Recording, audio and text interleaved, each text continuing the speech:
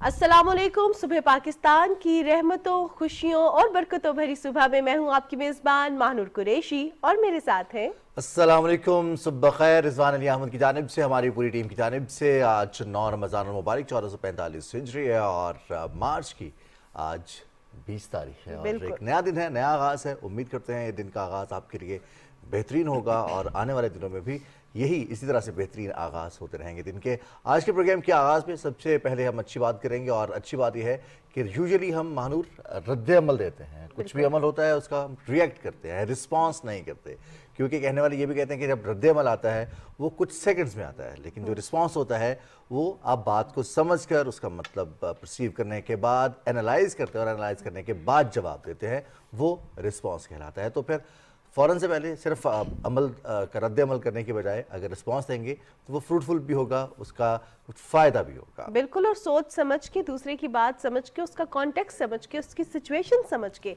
जब आप रिप्लाई करेंगे तो आप भी खुश रहेंगे और दूसरे भी खुश रहेंगे, क्योंकि इससे जो है मिसअंडरस्टैंडिंग्स कम होती हैं। जहां हम खुशी के हवाले से बात करते हैं तो आज का दिन बहुत अच्छा दिन है, खुशियों का दिन है। आज है 20 मार्च और वर्ल्ड हैप्पीनेस डे आज मनाया जा रहा है। खुशी का कोई दिन नहीं होता, कोई लम्हा नहीं होता, लेकिन आज के दिन को मनाने का मकसद बेसिकली यही है कि हमारी ज़िंदगी में खुशियाँ कितनी अहमियत की हामिल होती हैं। अक्सर औकात हम जब स्ट्रेस में होते हैं, मुख्तलिफ बीमारियों का शिकार हो जाते हैं, डॉक्टर के पास जाते हैं तो वो कहते हैं इनको स्ट्रेस से दूर रखें। स्ट्रेस से कैसे दूर रखें? स्ट्रेस में हम चाहे बचपन हो, चाहे जवानी हो, बुढ़ापा, सारी ज़िंदगी स्ट्रेस में गुजार देते हैं। ऐसा लगता है जैसे कि मानो कभी कभी हम स्ट्रेस को अट्रैक्ट करते हैं कि हम अगर किसी लम्हे में मौजूद भी हों तो उसमें हमें लगता है कि शायद हमें गम को याद कर लेना चाहिए, खुशियों को हम उस तरह से याद नहीं करते। हमने शायद रिजवान वो जो लाइन है ना, गम को सहने में भी कुदरत ने मजा रखा है, उसको बड़ा सीरियसली ले लिया और अपना आप विक्टिम समझते हुए हमें बड़ा अच्छा लग रहा होता है। तो हम बार बार सोचते हैं कि मेरे साथ कितना बुरा हुआ। कोई दुखी गाना सुनते हैं तो लगता है कि तो मेरी लाइफ की स्टोरी है। किसी दुखी हीरो को देखते हैं तो कहते हैं ये मेरी जिंदगी चल रही है। तो ये जो अपने आप को रिलेट करना, दुख मनाना, ये कितना हमारी लाइफ को नेगेटिवली इम्पैक्ट करता है। खुशी कितनी ज़्यादा ज़रूरी है, इस पर आज के प्रोग्राम में हम बात करेंगे। लेकिन आपको ये बता दें, आज खुशी का आलमी दिन है, हैप्पीनेस डे है, वर्ल्ड हैप्पीनेस डे है। तो इस हवाले से हमारे पास एक रिपोर्ट भी है। रिपोर्ट देखने पहले जी बिल्कुल, खुश रहने के हवाले से एक रिपोर्ट है और ये दिन क्यों मनाया जाता है, इस पर रिपोर्ट देखते हैं। अक़वाम मुत्तहिदा की जानिब से दुनिया भर के लोगों की जिंदगियों में खुशी की अहमियत को उजागर करने के लिए 20 मार्च को खुशी का आलमी दिन मनाया जाता है। इस दिन को मनाने का बुनियादी मकसद लोगों को खुश रहने के नफ्सियाती और दिमागी सेहत के फवाइद से आगाह करना है। दुनिया में इस वक्त बहुत से मसाइल हैं। जो कुछ हो रहा है उसे तब्दील नहीं किया जा सकता, लेकिन खुद खुश रहकर अपनी ज़ात से दूसरों की जिंदगियों में ज़रूर खुशियों को पैदा किया जा सकता है। खुशी का सबसे खूबसूरत इजहार मुस्कुराहट है, जबकि मुस्कुराहट से इंसान की खुशी में इजाफा होता है। एक तहकीक के मुताबिक खुशबाश अफराद तवील उम्र पाते हैं। लीजिए जी, खुशी के बारे में तो ये मुस्कुराना जो है वो खुशी को बढ़ा देता है और हम इससे पहले ये बात कर रहे थे प्रोग्राम के आगाज़ में और फिर ये गुफ्तगू थी कि मुस्कुराना हमारी सेहत के लिए अच्छा होता है और खुश रहना कितना ज़रूरी है हमारे लिए और हमारी ज़िंदगी को भी ये तवालत बख्शता है। और अक्सर औकात हम किसी शहर में जाते हैं तो वहाँ पे लिखा होता है मुस्कुराइए आप सवात में हैं, तो इसी तरह मैदान में खास तौर पर लिखा हाँ, वैसे ये हर शहर में अब जाए ना, इवन मरी में भी लिखा होता है। तो हमने मुस्कुराना है, हम किसी भी जगह पे जाए। लेकिन रिजवान, आपने नोट किया होगा, जैसे ही हम वो पढ़ते हैं तो हम थोड़ा सा मुस्कुरा देते हैं, तो हमारे फेस पे स्माइल आ जाती है कि यार ये क्या बात लिखी है। तो ये चीज़ें जो है, छोटी छोटी जो खुशियां हैं, इनको ढूंढना ज़िंदगी में बहुत ज़्यादा ज़रूरी है। ये सिर्फ हम नहीं कहते, बल्कि अक़वाम मुत्तहिदा की जनरल असेंबली ने भी 2022 में इस चीज़ को तस्लीम किया कि खुशी हर इंसान का बुनियादी हक है। ऐसा नहीं है कि आप किसी को इस हक से महरूम कर सकते हैं। और फिर 2012 में ये तस्लीम किया गया और 2013 में जो है बाकायदा तौर पर इस दिन को मनाने का आगाज़ कर दिया गया, खुशी का आलमी दिन। सो आज खुशी का आलमी दिन है। 2012 में ये तस्लीम किया गया, 2013 से ये स्टार्ट किया गया कि अब जो है हम इस दिन को मनाएंगे। ये तजवीज़ मंजूर हो गई UNGA में और आज हम खुशी का दिन मना रहे हैं। हम भी आपको मुस्कुराते हुए खुशी से प्यारे प्यारे नजर आ रहे हैं। बहुत सारे लोग जो हैं उनके लिए है कि खुशी नाम भी होता है। हाँ। और खुशी कुछ एक इवेंट हो सकता है कि इवेंट की वजह से खुश रहना एक प्रोसेस है। اس پروسیس میں، یا پھر جو خوشی موجود ہے اس کو فیل کرنا، یہ بھی ایک پروسیس ہے. اس پر بات کریں گے. ہمارے ساتھ موجود ہے تصدق حسین گیلانی صاحب، اسٹوڈیوز میں موٹیویشنل اسپیکر بھی ہیں، آپ لوگوں کو گائیڈ بھی کرتے ہیں، رہنمائی بھی کرتے ہیں. السلام علیکم گیلانی صاحب. وعلیکم السلام. کیسے ہیں؟ خیریت سے؟ الحمدللہ. آپ کو بہت بہت مبارک ہو. آج آپ مسکرا رہے ہیں اور ہم بھی مسکرا رہے ہیں. جی میں مسکراتا رہتا ہوں، اسی وجہ سے میری لاف لائنز جو ہے نا وہ کافی ڈیپ ہیں. تو مسکرانا صدقہ ہے جو آپ بات کر رہے تھے، یعنی صدقہ ہی وہ چیز ہوتی ہے جو آپ پھیلاتے ہیں، جو ایک نیکی آپ پھیلاتے ہیں، تو مسکرانا ایک صدقہ ہے. تو آج جی ہاں، سو بیسکلی یہ جاننا چاہوں گی آپ سے کہ آج کا دن جب ہم خوشی کا عالمی دن منا رہے ہیں، ورلڈ ہیپینس ڈے ہے، صدقہ تو ہے، پرسنالٹی پہ بھی پازیٹیو امپیکٹس ہوتے ہیں، لیکن کیسے خوش رہا جائے؟ اچھا، وہ کہتے ہیں نا کہ بعض اوقات انسان یہ سمجھتا ہے، یہ ایک عام فہم سی بات ہے کہ میرا یہ جو ایک ڈریم ہاؤس مجھے مل جائے گا تو میں خوش ہو جاؤں گا، ڈریم کار مل جائے گی تو میں خوش ہو جاؤں گا، and so on and so far. خوشی کی ایک بنیادی جو ایک نقطہ ہے نا، ون آف دا 6 ایلیمنٹس، بہت سارے ہیں لیکن وہ یہ ہے کہ آپ کو انہی مادی چیزوں سے دور ہونا ہے. آپ سوچیں ذرا کہ ہم بالکل 180 ڈگری آؤٹ آف فیز چل رہے ہیں خوشی کے. تو جن چیزوں کو ہم سمجھتے ہیں کہ اس سے خوشی ملے گی، وہ آپ کی خوشی کو بڑھا یا کم کر سکتی ہے، لیکن وہ خوشی دے نہیں سکتی. اچھا، خوشی وہ اس کے لیے میں ایک مثال دیتا ہوں. تو ایک وہ بڑھیا جو ہے نا، وہ کہیں عقائد یا سمجھانے کے لیے باتیں، تو وہ کہیں نا گلی میں ڈھونڈ رہی تھی کچھ، اور آس پاس محلے کے لوگ آئے، انہوں نے کہا اماں کیا گم گیا؟ اماں نے کہا جی میری سوئی گم گئی ہے. میں نے کہا سوئی؟ اچھا. وہ ڈھونڈنا شروع ہو گئے، اچھے لوگ تھے، وہ گھنٹہ ڈیڑھ ڈھونڈتے رہے، سوئی نہیں ملی. تو آخر انہوں تنگ آ کے انہوں نے کہا اماں وہ کہاں گمی تھی؟ انہوں نے کہا جی اندر. تو وہ ہم باہر ڈھونڈ رہے تھے. تو یہ خوشی جو ہے نا، یہ اندر ہے، یہ باہر نہیں ہے. یہ آپ کا مزاج ہے، یہ آپ کا اسٹیٹ آف مائنڈ ہے، یہ آپ کی وہ ٹریننگ ہے جو آپ بچپن سے لے کے آگے تک لیتے رہتے ہیں. جس چیز کی آپ پریکٹس کرتے ہیں نا، اس میں آپ پرفیکٹ ہوتے جاتے ہیں. تو الحمدللہ ہم نے، حالانکہ پاکستان کا خوش ممالک میں اپنے خطے میں سب سے اوپر ہمارا رینک ہے، we are at 67 I think. سب سے زیادہ خوش ممالک وہ ہیں جو اسکینڈینیوینز جنہیں ہم کہتے ہیں. اچھا، وہ کیوں خوش ہیں؟ میں because I work with them for several years, میں وہاں رہا بھی ہوں. تو وہ اس لیے خوش ہیں کہ ایک ٹائم تھا کہ جو اسکینڈینیوین کمپنیز تھیں نا، ان میں ہاؤس رینٹ یا اکوموڈیشن اس طرح اس کو دی جاتی تھی اس حساب سے کہ ان کی فیملی کتنی بڑی ہے. اگر ایک پیون ہے اور اس کی فیملی میں 10 لوگ ہیں تو اس کو بڑا گھر ملتا تھا یا بڑے گھر کا ہاؤس رینٹ دیا جاتا تھا. اور ایک سی ای او آف دا کمپنی ہے، وہ اکیلا ہے، تو اس کو ایک اسٹوڈیو اپارٹمنٹ ملتا تھا. سو انسان کی ضرورت کے مطابق اس کو فیسلٹی دی جاتی تھی، اس کے گریڈ کے مطابق نہیں دی جاتی تھی. یہ وہی ان کا ایک کلچر رہا ہے. تو وہاں پہ میں نے بہت کچھ سیکھنے کا موقع بھی ملا ان لوگوں سے. تو وہ یہ ہے کہ وہ عام طور پہ نا اپنے آپ کو اسٹریچ کرتے ہیں ٹوورڈس ہیپینس.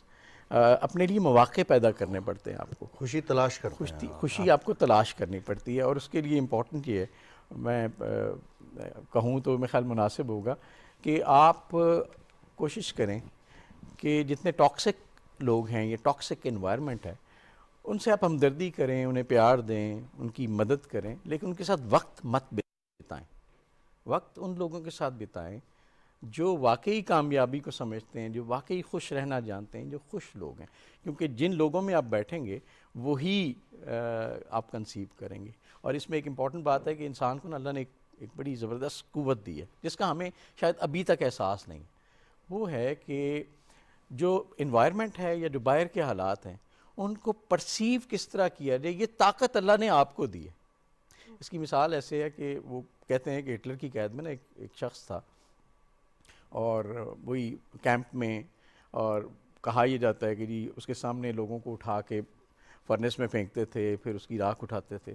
تو وہ کہتا تھا میں روز سوچتا تھا کہ مجھے کیسے اندر پھینکیں گے، اندر کیسے میرے حالات ہوں گے، پھر کون میری راکھ سمیٹے گا. تو کہتا میں روز ہر لمحے جیتا اور مرتا تھا، تکلیف میں رہتا. One strong moment. میں نے کہا یار سو واٹ، جب پھینکیں گے جب جلوں گا پھر دیکھوں تب دیکھا جائے گا. گا، ابھی تو مجھے جینا ہے. گیلانی صاحب، اب یہ جو ہم آپ نے بات کی نا کہ فیوچر کا سوچتے ہیں یا پھر ہم پاسٹ کا سوچتے ہیں، مومنٹ میں نہیں رہتے، ہم پریزنٹ میں نہیں رہتے، اور یہ مشکل کام بھی لگتا ہے. اب اگر کسی سے بات بھی کی جائے کہ حال میں جینا ہم سیکھ سکتے ہیں، تو یہی سوال آتا ہے کیسے سیکھ سکتے ہیں حال میں. ذہن ہمارا ماضی میں یا ماضی کے ایکسپیرینسز اور مستقبل کے ڈر، ان دونوں کو کنفیوز کرتا رہتا ہے. ایگزیکٹلی یہی سب سے بڑی فائٹ ہے. مطلب اگر آپ ان سیکیورٹی آف فیوچر یا فیئر آف دا پاسٹ، جو ان دونوں میں اگر آپ ٹریول کریں گے تو ایکچولی آپ دیکھیں نا، میں اکثر یہ کہتا ہوں، آپ کے بہت سارے پروگرامز میں شاید وہ ہوگا کہ اس وقت میں اور آپ زندہ ہیں نا، اس لمحے میں زندہ ہیں. ابھی میک اپ روم میں ہم ملے تھے تو وہ وقت تو گزر گیا، وہ لمحہ ختم ہو گیا، already gone. ٹھیک ہے. تو ابھی ہم زندہ ہیں. اگر مجھے یہ فلسفہ سمجھ نہیں آتا کہ میں اس لمحے میں زندہ ہوں اور مجھے اس لمحے میں جینا ہے، مجھے اپنے اس لمحے میں ویلیو ایڈ کرنی ہے، تو اس کا مطلب ہے I am a field person in this moment. اچھا، اس طرح لمحہ بلمحہ اگر میں ایسے ہی جیوں گا کہ میں اس لمحے میں جینے کے بجائے میں یا ماضی کے کسی دکھ میں یا مستقبل کے کسی خوف میں مبتلا رہوں گا، تو میں اپنے اس لمحے میں جیوں گا نہیں. تو اس کا مطلب کیا ہے؟ میں جیا ہی نہیں. لمحہ بلمحہ میں جیا نہیں، زندگی گزار رہے ہیں. زندگی وہ مقصد وہی ہے نا کہ آپ اس لمحے میں حاضر نہیں ہیں. آپ کو بینیفٹ اس لمحے میں جینے کا ہوگا. اچھا، ہمارا تھوڑا سا ایون دو کہ ہم اپنے دکھوں پہ بھی مسکراتے ہیں، مذاق اڑاتے ہیں. آپ اکثر دیکھیں ہمارے ٹریڈیشن میں ایسے، یہ اچھی بات ہے، گڈ تھنگ. لیکن ایک چیز جو میں اکثر دیکھتا ہوں ہماری فیملیز میں بھی، عید کے دن، عید ہے نا، عید خوشی کا دن ہے.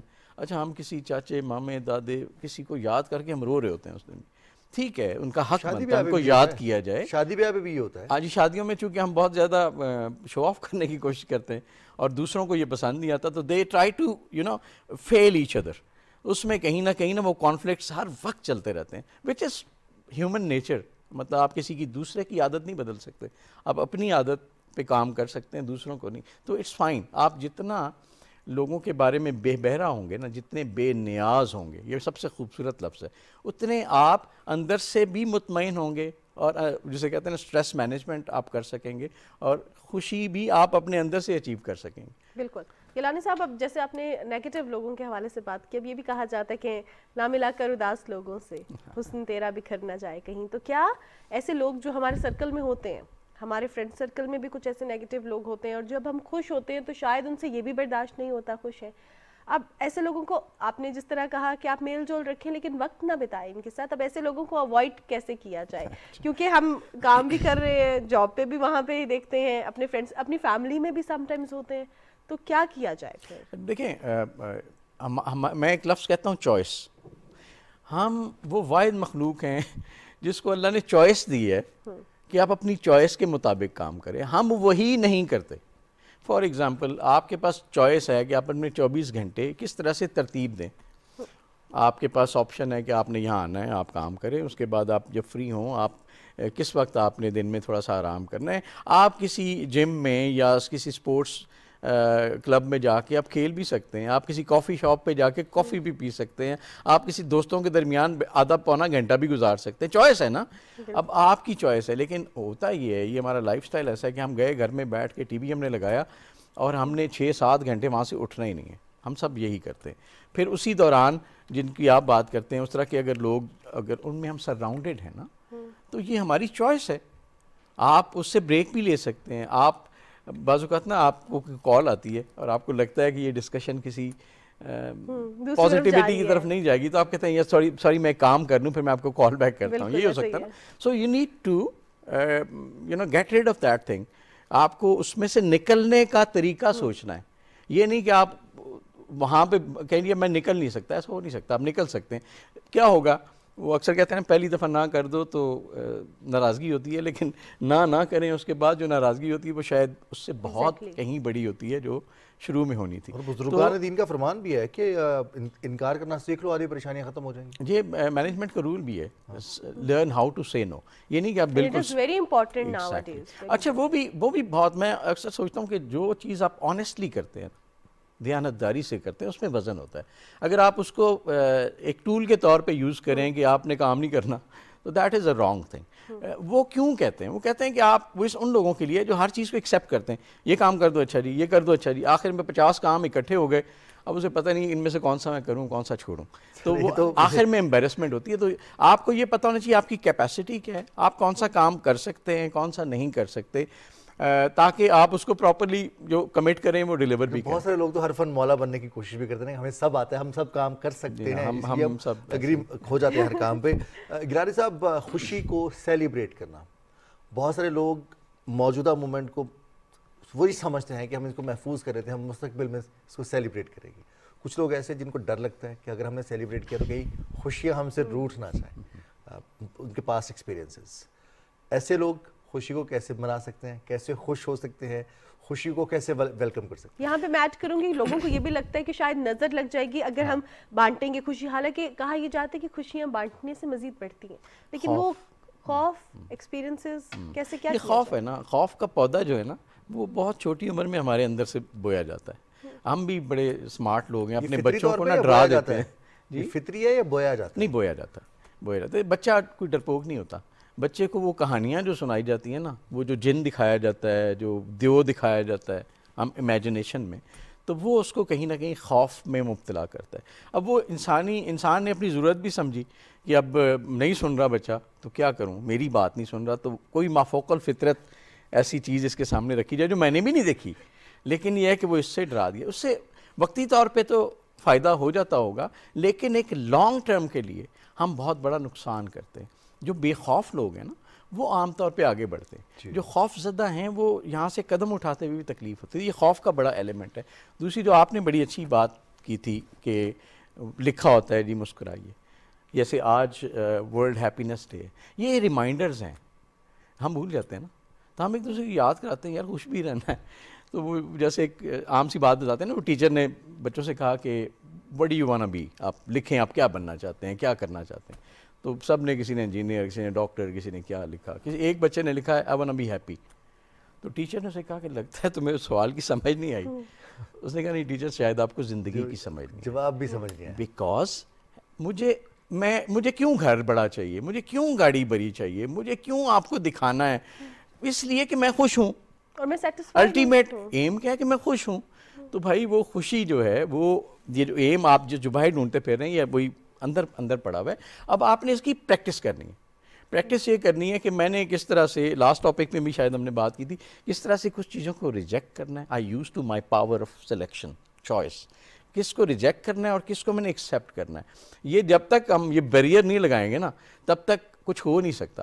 تو ہمارا چونکہ ٹیوننگ پریکٹس ایسی ہوئی ہے کہ ہر اداس لمحہ, ہر اداس کہانی ہمیں تھوڑا وہ اٹریکٹ کرتی ہے. ایک اور چیز بھی آپ سے جاننا چاہوں گی گیلانی صاحب, بیسکلی یہ جو ہم خوشی کے حوالے سے بات کریں, گانے ہوتے ہیں ہیپینس والے سانگس, یہ اتنے ہٹ نہیں ہوتے یا اتنے لمبے ٹائم سپین کے لیے نہیں چلتے. جو دکھ والی کہانیاں ہوتی ہیں, روداد ہوتی ہے, موویز ہوتی ہیں, وہ بڑا لوگ ریلیٹ بھی کرتے ہیں. یہ ریزن کیا ہے؟ ہمدردی. مطلب انسان کو نا ہمیشہ دوسروں سے اور اپنے آپ سے ہمدردی چاہیے, توجہ کہہ لیں. اب اسے یہ لگتا ہے کہ میں شاید میرے اوپر کوئی غم ہے, میں طاری کروں گا تو لوگ مجھ سے ہمدردی کریں گے, توجہ مانگتا ہے نا. تو میرا خیال ہے اس پرسیپشن کو بھی بدلنے کی ضرورت ہے. لوگ آپ کی طرف تب آئیں گے جب ان کو مزہ آئے گا آپ کے ساتھ بیٹھنے میں. کیوں وہ آپ کے ساتھ 2 گھنٹے 4 گھنٹے سپینڈ کریں گے, کہ ان کو آپ کی کمپنی میں مزہ آئے گا. اب دیکھیں نا, کچھ بعض اوقات نا ہم بہت تھکے آ رہے, میں نے کئی دفعہ پریکٹس کی, میرے ایک دوست ہیں, ہم بہت تھکے آ رہے, سارا دن آفس کام یہ وہ, رات کو کہیں دیر سے جب واقعی بندہ تھکا ہوتا ہے تو اس وقت جا کے ہم کہیں باہر بیٹھ کے کھانا کھاتے تھے, اور کھانے کے دوران 2-4 گھنٹے گپے مارتے, پتہ نہیں چلتا تھا کتنا وقت گزر گیا. اور آپ کی وہ تھکان کہاں گئی, یہاں تھی نا کہیں. تو دیٹ از دا تھنگ کہ آپ کا یہ جو پاورفل ڈیوائس ہے اس کو استعمال کریں. تو آپ کو چوز کرنا ہے کہ آپ نے اداسی طاری کر کے لوگوں کی ہمدردی لینی ہے, کیا آپ وکٹم بننا چاہتے ہیں, sorry then you are a very weak personality. آپ وکٹم نہیں بننا چاہتے, آپ ہیرو بننا چاہتے ہیں, آپ خود ایک کہتے ہیں نا جاذب شخصیت ہوں, لوگ آپ کے پاس آئیں, آپ ان کے مسائل میں ان کو ہیلپ کریں, ان کو اچھا مشورہ دیں. ضروری تو نہیں میں کہ پیسے سے کسی کی مدد کر سکتا ہوں. کوئی بندہ نا بعض اوقات لوگ آتے ہیں وہ بالکل مایوس ہوتے ہیں, آپ صرف ان کا ہاتھ پکڑ کے کہہ دیں یار کچھ نہیں ہوتا, بالکل یقین کریں اتنا حوصلہ مل جاتا ہے. یقین کیجئے کچھ نہیں ہوتا. بہت شکریہ گیلانی صاحب آپ اسٹوڈیوز میں موجود تھے. اور اگر کچھ ہے اور وہ ہو گیا ہے تو اچھی بات, اگر نہیں ہو رہا تو کچھ نہیں ہوتا, خیر ہے.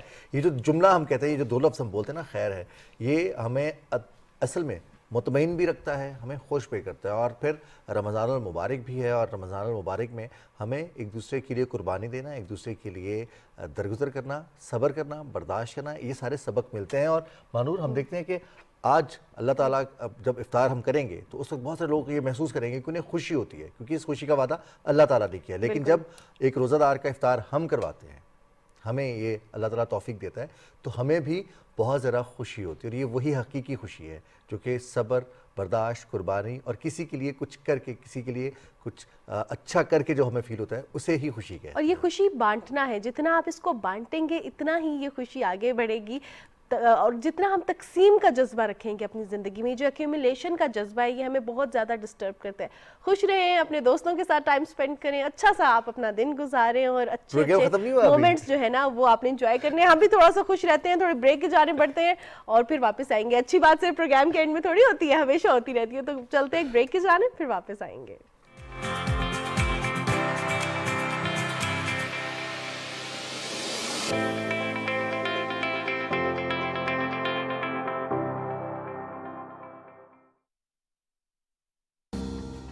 کیا آپ جانتے ہیں کہ آپ کی گاڑی کی ہائی لائٹس یا HID لائٹس دوسرے مسافروں کے لیے دوران ڈرائیونگ تکلیف کا سبب بن سکتی ہیں؟ براہ کرم دوران ڈرائیونگ لائٹس لو رکھیں تاکہ دوسرے مسافروں کو آسانی رہے. محتاط ڈرائیونگ, محفوظ سفر.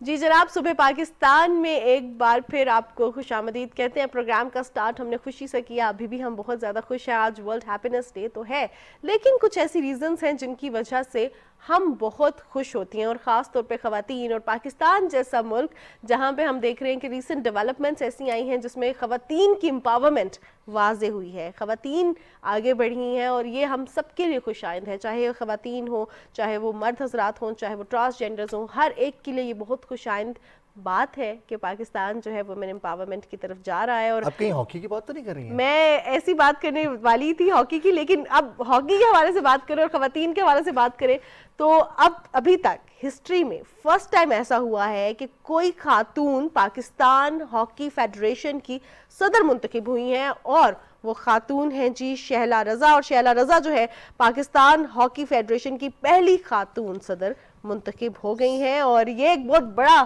ہمارے لیے جو ہے ایک اعزاز ہے, بہت بڑی چیز ہے. سیدہ شہلا رضا جو کہ ممبر قومی اسمبلی بھی رہی ہیں, وہ اب ہاکی فیڈریشن کی, پاکستان ہاکی فیڈریشن PHF کی پریزیڈنٹ منتخب ہوئی ہیں. پاکستان ہاکی ہم دیکھتے ہیں کہ جو ہاکی کے حوالے سے خاص طور پر اگر ہم مینس کی بات کریں تو وہاں پر بھی پاکستان ہاکی نے اپنا ایک تاریخ ترین دور دیکھا, اور اس کے بعد پھر اگر خواتین ہاکی کی بات کریں تو خواتین کے لیے ہاکی میں اس طرح سے چانسز موجود ہی نہیں رہے, اور اگر ہوئے بھی موجود ہوئے تب بھی ان کو اتنے مواقع نہیں ملے. جہاں ہم ہاکی کے حوالے سے بات کریں, خواتین کے حوالے سے بات کر رہے ہیں, تو ایک ایسی خاتون ہی ہمارے درمیان موجود ہے, ہاکی پلیئر ہیں اور پاکستان کا نام انٹرنیشنلی بھی روشن کرتی رہی ہیں. ہمارے درمیان ابھی ہاکی کی پلیئر موجود ہیں جن کا نام ہے رابعہ قادر. السلام علیکم Rabia.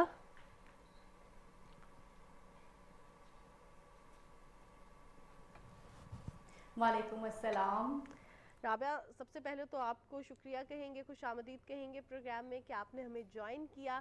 Basically being a female اور ہاکی کھیلنا, انٹرنیشنل پلیئر ہیں آپ پاکستان کی ہاکی کی, اور وہ گیم کھیلنا جو پاکستان کا قومی کھیل ہے, کیا فیل ہوتا ہے پاکستان کو ریپرزینٹ کرتے ہوئے؟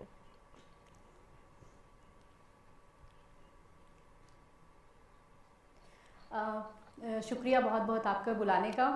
اور جیسا کہ آپ نے پروگرام کے شروع میں بات کی, آج ورلڈ ہیپینس ڈے ہے, تو آپ لوگ مسکراتے ہوئے بہت اچھے لگ رہے ہیں. اور جہاں تک آپ کے سوال کا جواب ہے تو وہ میں یہ دوں گی کہ as an hockey player Pakistan کو ریپرزینٹ کرنا میرے لیے بہت فخر کی بات ہے, کیونکہ ہاکی ہمارا ایک قومی کھیل ہے, اور میرا خیال ہے کہ اس کو ریپرزینٹ کرنا کوئی بھی اگر پوری نیشن میں سے کرے گا تو اس کے لیے فخر کی بات ہوگی.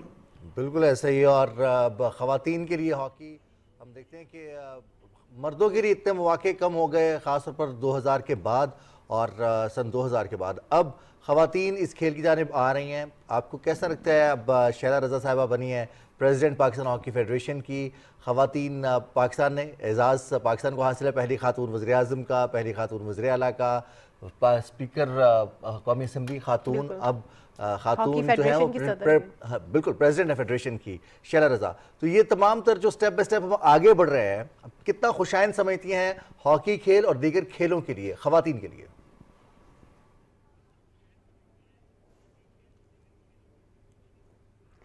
بہت بہت خوشی کی خبر ہے, اور جس سے ہی ہمیں یہ ایک دو دن سے باتیں ہو رہی تھی اور پتہ چلا اور کنفرم ہوا, تو آپ یقین کریں خواتین کی خوشی کے انتہا نہیں تھی. کیونکہ اس میں کریڈٹ دینا چاہوں گی پاکستان پیپلز پارٹی کو, جنہوں نے ہمیشہ خواتین کو سپورٹ کیا ہے. بے نظیر صاحبہ کو اگر دیکھا جائے, ان کی ہسٹری کو, لائف کو, تو وہ پاکستان میں پہلی وزیر اعظم بنی تھیں, اسلامک ورلڈ میں تھیں وہ پہلی. اور اسی طرح اب یہ پاکستان ہاکی فیڈریشن, ہاکی قومی کھیل ہے ہمارا, اور اس میں ایک خاتون جو ہیں وہ پہلی بار صدر بنی ہیں, منتخب ہوئی ہیں.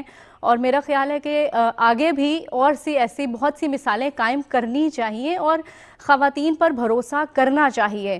اور آگے آپ بات کر رہے ہیں کہ خواتین کو مزید اور کون سے مواقع ملنے چاہیے, تو میرا خیال ہے کہ اگر شہلا رضا صاحبہ اب پاکستان ہاکی فیڈریشن میں کو سمجھتی ہیں, وہ اس کو جوائن کر چکی ہیں پراپرلی, تو اب جتنے بھی میری یہ خواہش ہے اور ایک خواب ہے کہ پاکستان ویمن ہاکی کے جتنے بھی ایونٹس ہوں وہ خواتین ہی ریپرزینٹ کریں, چاہے وہ کوچز ہوں, چاہے وہ آفیشلز ہوں, یا جو بھی خواتین کے نیشنل چیمپئن شپس ہیں, یا جو بھی جونیئر ایونٹس آتے ہیں اس میں خواتین کو آفیشلز لگایا جائے, خواتین ریپرزینٹ کریں, اور مرد جو ہیں وہ سپورٹ ضرور کریں, کیونکہ ان کی سپورٹ کے بغیر تو پھر خواتین آگے نہیں بڑھ سکیں گی. بیکاز ہمارا جو معاشرہ ہے اوبیسلی مین ڈومینیٹنگ معاشرہ ہے, ایک سوسائٹی ہے یہ, اور مردوں کو بھرپور سپورٹ کرنا ہے خواتین کو.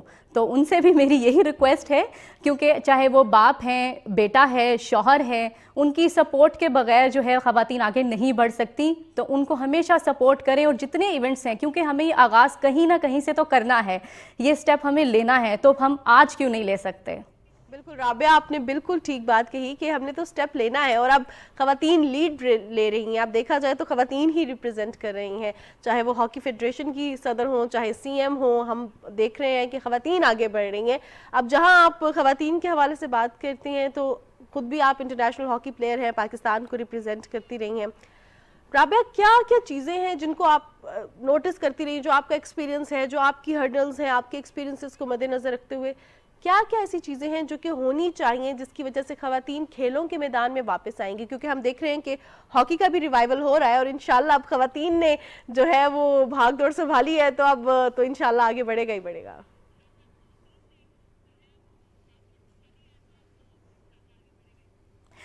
دیکھیں, جہاں آپ ریوائول کی بات کر رہی ہیں, تو اس وقت جو ہاکی جس مقام پر ہے پاکستان کی, وہ بہت آپ کہہ سمجھے کہ نیچے جا چکی ہے. ہمیں اس کو واپس لانا ہے, اور اس کو واپس لانے میں ٹائم لگے گا.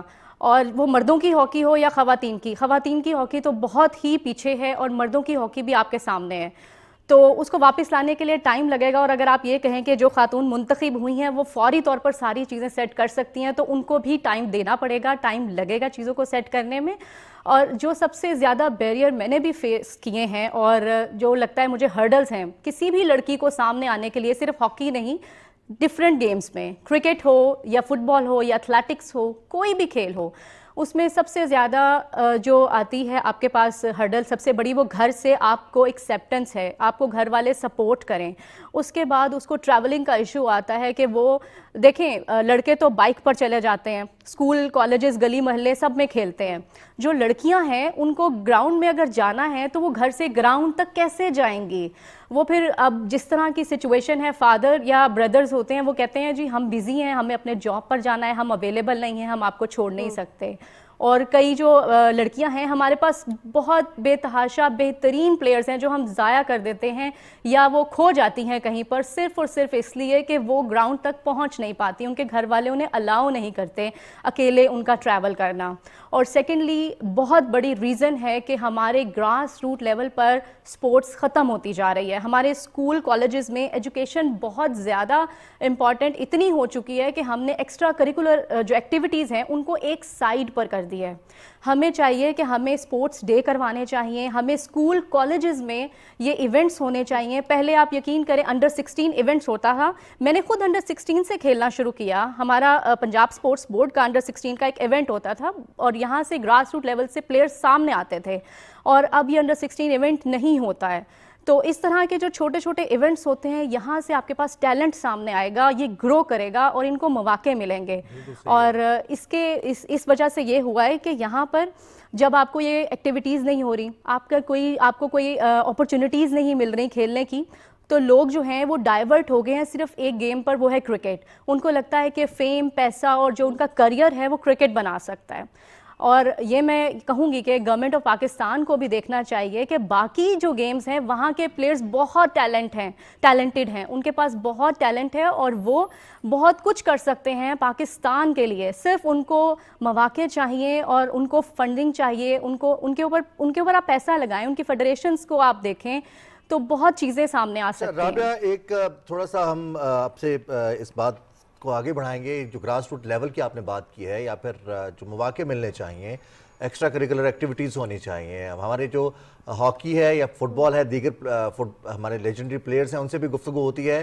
ہمارے آپس کے اختلافات کم نہیں ہوتے ہیں ہمارے پلیئرز کے. اگر ہمارے پلیئرز آگے آئیں, جو سابق پلیئرز ہیں وہ بھی آگے آئیں, اولمپئنز ہیں, اور ہر کھیل میں وہ تمام تر اس صورتحال کو مل کر اگر بہتر کرنے کے لیے کچھ لاہے عمل تجویز کریں گراس روٹ لیول پر سکولز کے ساتھ, کالجز کے ساتھ, تاکہ وہ گائیڈ بھی کر سکیں, کوچنگ بھی فراہم کر سکیں, کیونکہ مل جل کر ہی ہم آگے بڑھیں گے, ان معاملات کو بہتر کر سکیں گے.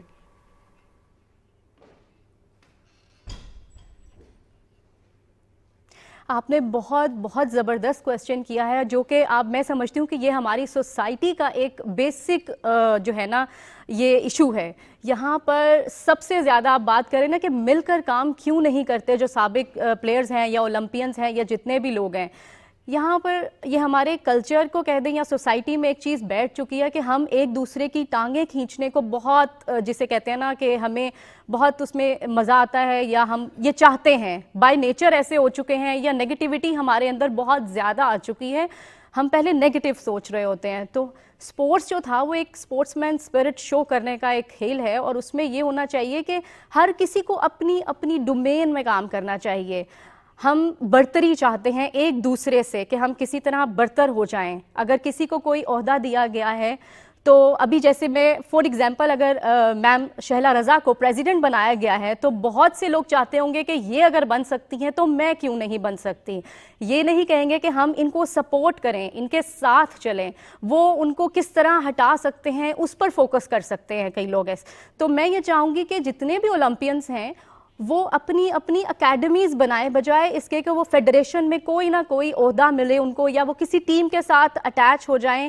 وہ اپنے ایکسپیرینس کو اپنی اکیڈمیز کے نام پر کیوں نہیں شو کرتے, وہ اپنی اکیڈمی میں بچوں کو ٹرین کریں, وہاں پر مل کر ان کی کوچنگ کریں. تو ایسے ہمارے پاس گراس روٹ پر بہت سے ٹیلنٹ سامنے آئیں گے. ہمیں صرف اور صرف اپنی سوچ کو وسیع کرنے کی ضرورت ہے.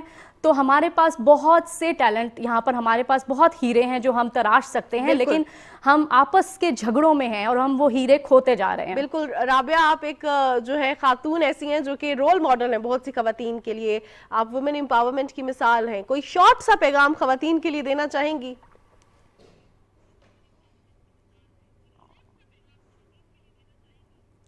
بالکل، میں یہ کہنا چاہوں گی کہ آپ خواب ضرور دیکھیں، خواہ آپ کوئی بھی کسی بھی چیز سے، کسی بھی جگہ سے تعلق رکھتے ہیں، آپ خواب ضرور دیکھیں. خواب دیکھنے پر کوئی پابندی نہیں ہے، لیکن اس خواب کو پورا کرنے کے لیے چھوٹے چھوٹے اپنے سٹیپس جو ہیں وہ ضرور فالو کریں. آپ ڈائریکٹ کسی جگہ پر نہیں جا سکتے، آپ کو ہارڈ ورک کرنا ہے، سخت محنت کریں تو آپ کو آپ کی محنت کا پھل ضرور ملے گا.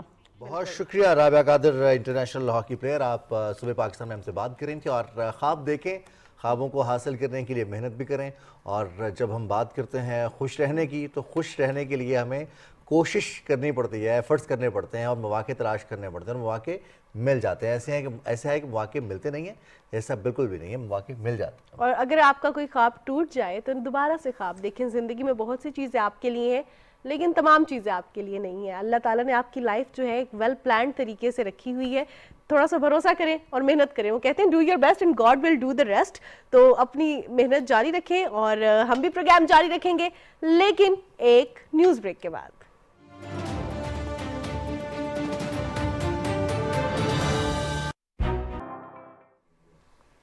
جی جناب، صبح پاکستان میں ایک بار پھر خوش آمدید. جب ہم صبح آفس آ رہے ہوتے ہیں، کیونکہ آج کل تو ہم جب سحری کے بعد سوتے بھی نہیں ہیں، جاگ ہی رہے ہوتے ہیں، تو صبح رضوان ایک بڑی پیاری سی چیز ہوتی ہے جو ہم محسوس کر رہے ہوتے ہیں، سن رہے ہوتے ہیں. ایون اپنے کمرے سے باہر نہ بھی نکلیں تو جو چڑیوں کی آواز ہوتی ہے، چہچہانے کی آواز، وہ بہت فریش کر دیتی ہے. ایک طرح سے آپ کو ریمائنڈر دیتی ہے کہ ایک نیا سٹارٹ ہے، دن کا ایک نیا چانس ہے. جو چیزیں پیچھے رہ گئی انہیں چھوڑیں اور آپ آگے بڑھیں، محنت کریں، کوشش کریں. اور جو صرف ہمیں یہ آوازیں آتی ہیں، اس کے علاوہ جو قدرتی نظارے میں خوبصورتی میں اضافہ کرتے ہیں، یہ پرندوں کا بولنا، یہ گھروں کی منڈیروں پر آ کر بیٹھتا ہے. اس کو شاعروں نے بھی بیان کیا ہے. ان کا گھروں پر آنا رزق کی آمد کے حوالے سے، گھر میں خوشیوں کی آمد کے حوالے سے کتنا بڑا پیغام ہے. کیونکہ یہ پرندے، یہ جاندار اگر کہیں آتے ہیں اور پھر جو اپنے ساتھ خوشیاں لے کے آتے ہیں، مختلف حوالے سے ذرائع بھی بنتے ہیں یہ، تو ان کی آمد کے حوالے سے اب معدوم ہوتی جا رہی ہے. ہمارے ہیڈ فونز نے ان کی آوازوں کو کم کر دیا ہے. لوگ واک پر جاتے ہیں تو ہیڈ فونز پہن لیتے ہیں، شام کی واک پر جاتے ہیں ہیڈ فونز پہن لیتے ہیں، تو ان کی آواز سننا اب کم ہوتا جا رہا ہے. یہ ہماری دماغی صحت کے لیے کتنی اچھی ہے.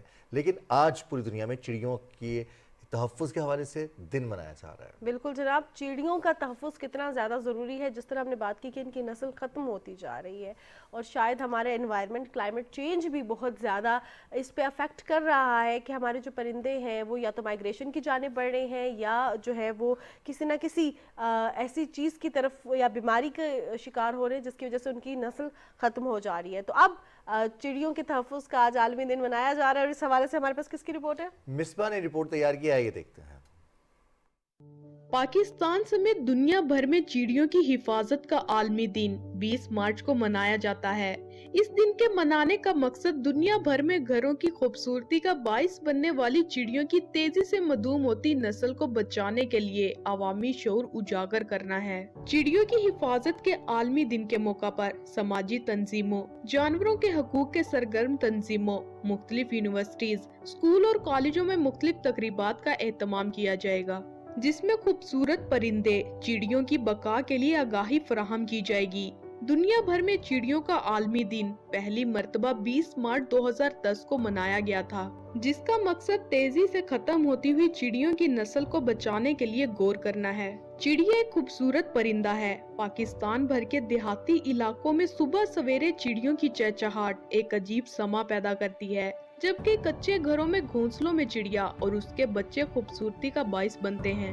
بڑھتی ہوئی ماحولیاتی آلودگی، فصلوں پر زہریلی ادویات کے چھڑکاؤ اور کچے گھروں کی جگہ پکے مکانات کی تعمیر سے چڑیوں کے گھونسلے بھی ختم ہوتے گئے، جبکہ ادویات کے چھڑکاؤ اور شہری علاقوں میں موبائل فون ٹاور سے نکلنے والی مہلک شعاؤں سے بھی چڑیوں کی نسل تیزی سے ختم ہو رہی ہے.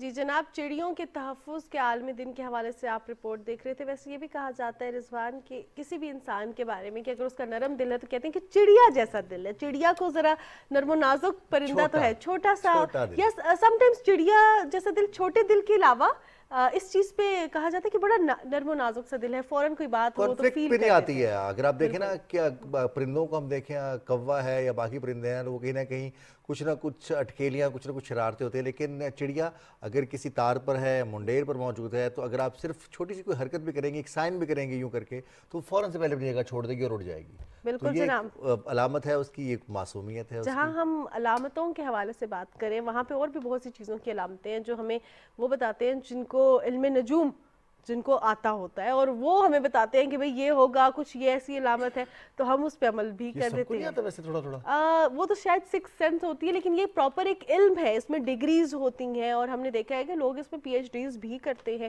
اس میں ایکسپرٹیز حاصل کرتے ہیں. اور کچھ لوگوں کو جو اللہ کی طرف سے تھوڑا سا اس چیز میں شارپ ہوتے ہیں تو ان کو اپنی جو ایبلٹیز ہیں ان کو پالش کرنے کے لیے اس میں ڈگریز بھی حاصل کرنی پڑتی ہیں. اس کے ساتھ ساتھ یہ بڑی سائنس ہوتی ہے، کون سا ستارہ کس طرف جا رہا ہے، کون سا سیارہ کس طرف جا رہا ہے. سو آج علم نجوم کا کوئی بڑا ایونٹ آ رہا ہو، کوئی ہیپننگ ہے، کرکٹ ورلڈ کپ ہے، ہاکی ورلڈ کپ ہے، فٹ بال ورلڈ کپ ہے، سال نیا آ رہا ہے، عید آ رہی ہے، اس پہ علم نجوم جو ماہر ہیں علم نجوم کے، ان کی پریڈکشنز سٹارٹ ہو جاتی ہیں. اب ویسے لوگ شادی سے پہلے بھی جاتے ہیں علم نجوم کے پاس کہ آگے کیا ہونے والا ہے. سو خیر، علم نجوم کے حوالے سے ہمارے پاس ایک رپورٹ ہے، آئیے دیکھتے ہیں. بین الاقوامی یوم علم نجوم اکثر 20 مارچ یا 21 مارچ کو منایا جاتا ہے. یہ دن پہلی بار 1993 میں ایسوسی ایشن فار ایسٹرولوجیکل نیٹ ورکنگ کے ذریعے منایا گیا. 2024 میں یہ دن 20 مارچ کو منایا جا رہا ہے. یہ دن علم نجوم کے قدیم عمل کو یاد رکھنے کے طور پر منایا جاتا ہے. علم نجوم کی ابتدا قدیم دنیا میں ہوئی. یہ علم صدیوں تک طب، ریاضی اور فلسفے کا لازمی جز رہا ہے، اور دنیا کے جید فلسفی، حکیم، شاعر اور سائنسدان اس کے طالب علم رہے ہیں. جی جناب، علم نجوم کے حوالے سے آپ رپورٹ دیکھ رہے تھے. علم نجوم کا آج عالمی دن منایا جا رہا ہے. اب پروگرام کا سلسلہ رضوان آگے بڑھاتے ہیں اور بات کرتے ہیں صحت کے حوالے سے. ہم جب بھی خوشی کے حوالے سے بات کریں، لائف کی اپرچونٹیز کے حوالے سے بات کریں، تو اس میں صحت بہت زیادہ ایک پرومیننٹ فیکٹر رہتا ہے. صحت ہے تو ہم ہر چیز کو انجوائے کر سکتے ہیں. کہا جاتا ہے جان ہے تو جہاں. تندرستی ہزار نعمت ہے، اور جب ہم صحت مند ہوتے ہیں تو ہم اپنے کھانے پینے کے ذائقے کو صحیح طرح سے محسوس کر سکتے ہیں. جس لمحے میں موجود ہے ہم اس کے فلی طور پر سیلیبریٹ کر سکتے ہیں. اور اگر ہمیں زندگی میں آگے بڑھنا ہے، کہیں کوئی کمپٹیشن بھی ہے، مقابلہ بھی کرنا ہے، اگر صحت مند ہے، ہمارا ذہن صحت مند ہے اور جسم صحت مند ہے، تو ہم مقابلہ کر سکتے ہیں. تھیلیسیمیا ایک ایسی بیماری ہے جس میں جو کہ انسان کے لیے ایسی موذی مرض ہے جس میں انسان کا خون بننا بند ہو جاتا ہے، اور یہ پیدائشی طور پر انسان اس بیماری کا شکار ہوتا ہے. اب اس حوالے سے بہت سارا کام کیا گیا. ایسے لوگوں کو خون عطیہ کیا جاتا ہے جو تھیلیسیمیا کے مرض کا شکار ہوتے ہیں. ان کے لیے مختلف این جی اوز بھی کام کرتی ہیں. حکومت پاکستان کی جانب سے بھی ادارہ قائم کیا گیا ہے. اس کے ساتھ ساتھ اب سائنس کی ترقی کے بعد کوشش یہ کی جا رہی ہے کہ جیسے باقی امراض ہیں ان سے نمٹنے کے لیے کچھ نہ کچھ ریسرچ، کچھ نہ کچھ نئے طریقہ کار ایجاد کیے جاتے ہیں. ویسے ہی اب تھیلیسیمیا کے لیے کوشش کی جا رہی ہے بون میرو ٹرانسپلانٹ کے ذریعے، اور اس کے علاوہ دیگر طریقہ علاج جس کے ذریعے ان مریضوں کو شفا مل سکے، کچھ آسانی مل سکے، اور جو مسئلہ ہے زندگی بھر کا وہ حل ہو سکے. بالکل جناب، تھیلیسیمیا کا علاج بھی اب نئے طریقے سے کیا جا رہا ہے. جس طرح سائنس کی ترقی ہو رہی ہے، اسی طرح بون میرو ٹرانسپلانٹ کی جانب بڑھ رہے ہیں. یہ کتنا فائدہ مند ہے، اس سے کس طرح علاج کیا جاتا ہے، کتنا اس کا ڈیوریشن ہوتا ہے، اس کے ساتھ ساتھ کمپلیکیشنز کے حوالے سے بھی ہم بات کریں گے.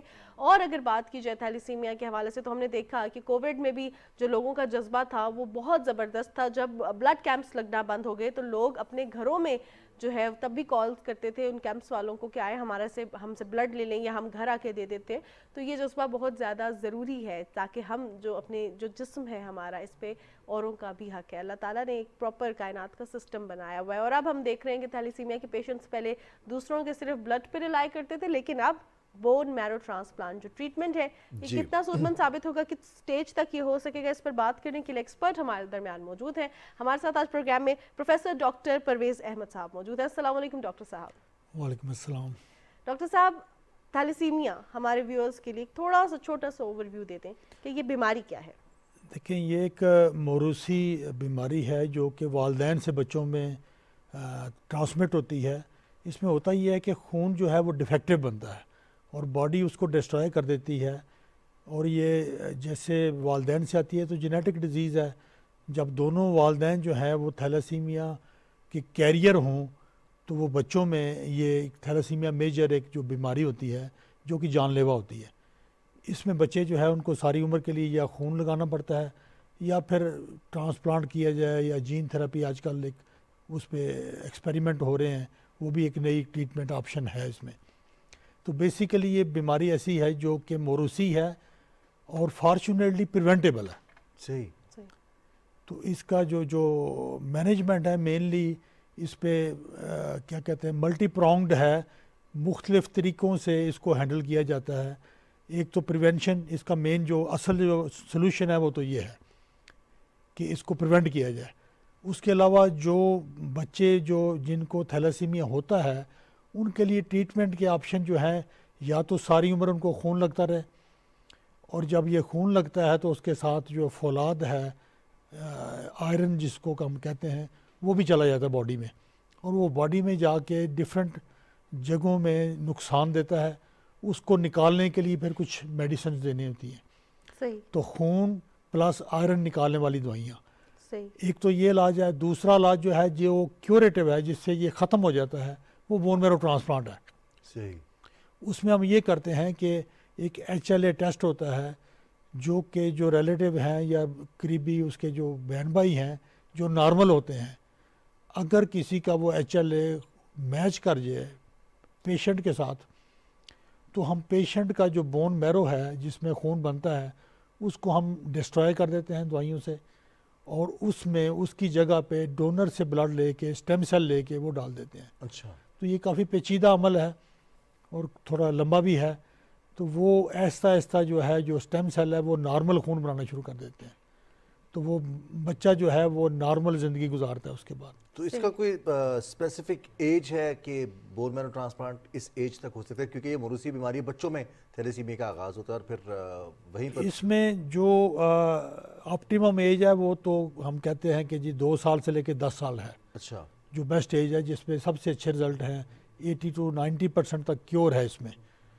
تو لیکن بہرحال اگر بچہ اچھی حالت میں ہے اور اس کا آئرن زیادہ نہیں باڈی میں ہوا, اس کا جو جگر ہے وہ بھی صحیح حالت میں ہے, دل صحیح حالت میں ہے, تو ہم 14, 15, 16 سال کی عمر تک بھی ٹرانسپلانٹ آفر کر سکتے ہیں اس کو. صحیح. ڈاکٹر صاحب آپ نے ایک ورڈ یوز کیا کہ فارچونیٹلی پریونٹیبل ہے. کس طرح پریونٹ کیا جا سکتا ہے اگر پیرنٹس میں سے کوئی ایک کیریئر بھی ہے تو کیا کر سکتے ہیں؟ اس میں دیکھیں یہ اویئرنیس کی ضرورت ہے. آپ جو بڑی اچھی جگہ پہ بیٹھے ہیں جہاں آپ سوسائٹی کو گائیڈ کر سکتے ہیں. دیکھیں اس میں ایک آپشن تو یہ ہے کہ جو کیریئر ہوتے ہیں, دیکھیں کیریئر کو بیماری نہیں ہوتی ہے, اس کا صرف تھوڑا سا ہیموگلوبن کم ہوتا ہے. ایک کیریئر کی جب دوسرے کیریئر سے شادی ہوتی ہے تو 25% چانسز ہوتے ہیں کہ جو بچہ ہے اس کو تھیلاسیمیا ہوگا. تو ایک آپشن تو یہ ہے کہ کیریئر کی میرج جو ہے شادی کیریئر سے نہ ہونے دی جائے. اس سلسلے میں کچھ لوگوں نے جیسے سندھ ہے, KP اسمبلی نے جو لیجسلیشن بھی کی ہوئی ہے, لیکن وہ آپ کو پتہ ہے ہمارے ملک میں اس کا کوئی خاص فائدہ ہوتا نہیں ہے, اور خالی اس قسم کی قانون بنانے سے جو ہے وہ مسئلہ حل نہیں ہوگا. اویئرنیس, لوگوں کو والنٹریلی کہا جائے جن فیملیز میں تھیلاسیمیا ہے کہ آپ اپنے جو بھی بچوں کی شادیاں کرتے ہیں وہ ایسے جوڑے نہ ہوں جو دونوں کیریئر ہوں. لیکن کیونکہ پاکستان میں سوشلی یہ چیز تھوڑی سی ایکسیپٹ کرنی ممکن نہیں ہے, بہت مشکل ہے. تو دوسرا سلوشن اس کا یہ ہوتا ہے کہ اگر دونوں جو ہے پیرنٹس کیریئر ہیں تو حمل کے پہلے 3 مہینے کے دوران جو ہے ہونے والے بچے کا ٹیسٹ کر لیا جاتا ہے. صحیح. اگر وہ تھیلاسیمیا میجر ہے اس کو, تو اس کے لیے علماء نے فتویٰ دیا ہوا ہے کہ آپ 16 ہفتے سے پہلے بچہ ضائع کر سکتے ہیں, حمل ضائع کیا جا سکتا ہے. شریعت نے اجازت دی ہوئی ہے, اس میں علماء کا فتویٰ ہے. صحیح. 16 ہفتے کے بعد جو ہے وہ ظاہرہ شرعی طور پہ جائز نہیں ہے. تو ایک یہ بھی آپشن ہے. اور اس کے بعد جو پیدا ہو جاتے ہیں ان کا ٹائملی بون میرو ٹرانسپلانٹ ان کو آفر کر دیا جائے.